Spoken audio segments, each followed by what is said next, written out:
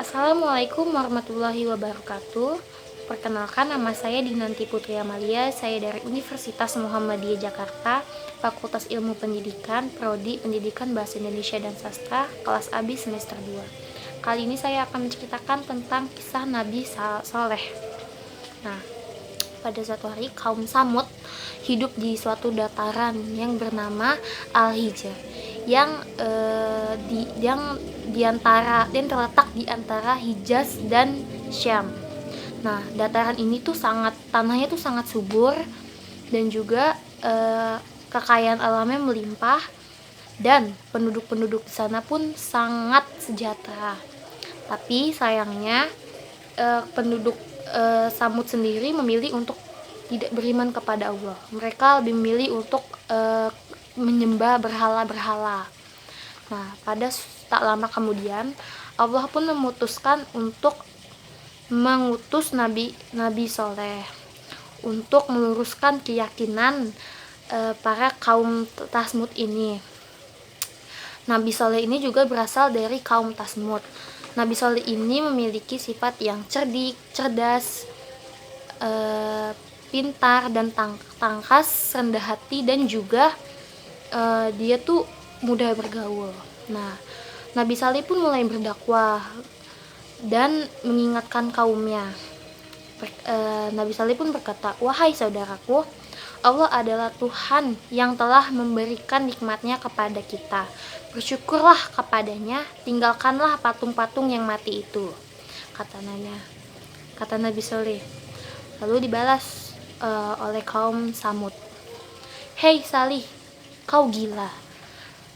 Bagaimana mungkin kami mempercayai Tuhanmu yang tidak terlihat?" Lalu begitulah kaum Tasmud. Mereka tidak mempercayai adanya Allah. Hanya beberapa orang miskin yang mengikuti ajaran Nabi Saleh. Sementara orang kaya tidak. Nah, tapi Nabi Saleh ini tidak putus asa. Dia tetap terus berdakwah setiap hari, walaupun dia mendapatkan celaan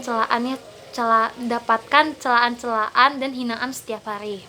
Nah, pada suatu hari kaum Samud ini menerima bukti kenabian Nabi Saleh.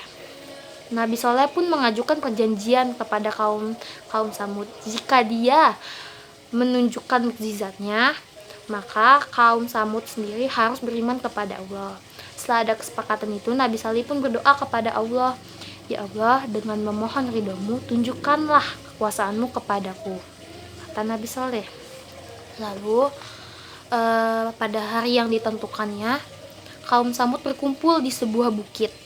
Tak lama muncullah seekor unta betina yang sangat besar. Semua mata tuh memandang unta itu karena kaget. Tiba-tiba muncul dari batu karang. Lalu Nabi Saleh pun berkata, "Inilah unta Allah, janganlah kalian mengganggunya. Biarkan unta ini mencari makan sendiri. Unta ini mempunyai giliran untuk mendapatkan air minum, dan kamu mempunyai giliran untuk mendapatkan minum bagi ternakmu dan bagimu juga. Dan ketahuilah bahwa Allah akan menurunkan azab jika kalian mengganggu binatang ini." Para pembesar kaum Samud sendiri malu karena mereka tuh tidak bisa menjatuhkan kehormatan Nabi Saleh. Segala upaya itu mereka mencoba untuk gagalkan. Jadi mereka tuh membuat rencana untuk menggagalkan dakwah dari Nabi Saleh ini. Nabi Saleh. Akhirnya mereka membuat rencana atau strategi. Jadi rencananya ini, mereka tuh para pembesar Samud ini menghasut para pemilik ternak dan kebun ladang bahwa unta Nabi Saleh ini mengancam ternak-ternak mereka, membawa bahaya bagi ternak dan tumbuhan mereka. Nah, para pembesar ini bahkan ada yang bersedia untuk memberikan hadiah besar kepada orang yang berhasil membunuh unta ini. Nah, kalau ada dua orang yang memang mereka tuh bersedia untuk membunuhnya, yaitu Mushadah bin Muhajrid dan Gundar bin Salif. Nah, terus suatu hari Musada dan Gundar ini dibantu 7 orang lelaki bersembunyi. Ketika unta ini datang, lalu mereka langsung membunuhnya. Mereka menantang Nabi Saleh untuk membuktikan ancamannya itu. Mereka mengatakan, "Wahai Nabi Saleh, untamu telah mati. Mana azab yang pernah kau katakan dulu?"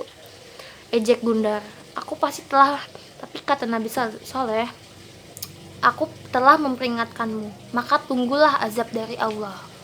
Nah, lalu selama 3 hari kaum Samud ini bergembira karena mereka percaya kalau ini tuh bohong, nih pasti tuh tidak mempercayainya. Mereka mengatakan bahwa mungkin Nabi Saleh ini bohong. Maka mereka bergembira. Nah, lalu mereka juga merencana juga untuk membunuh Nabi Saleh. Nah, pada malam harinya sekelompok orang yang mendatangi rumah Nabi Saleh, mereka saat masuk tiba-tiba mereka ditimpa batu yang amat besar hingga mati. Allah pun akhirnya melindungi Nabi Saleh. Lalu keesokan harinya Nabi Saleh dan para pengikutnya pergi meninggalkan kaum Samud menuju ke Ramlah di Palestina. Tak lama azab pun datang, gempa bumi yang dahsyat, tsunami, halilintar menyambar kaum Samud hingga akhirnya mereka semua binasa.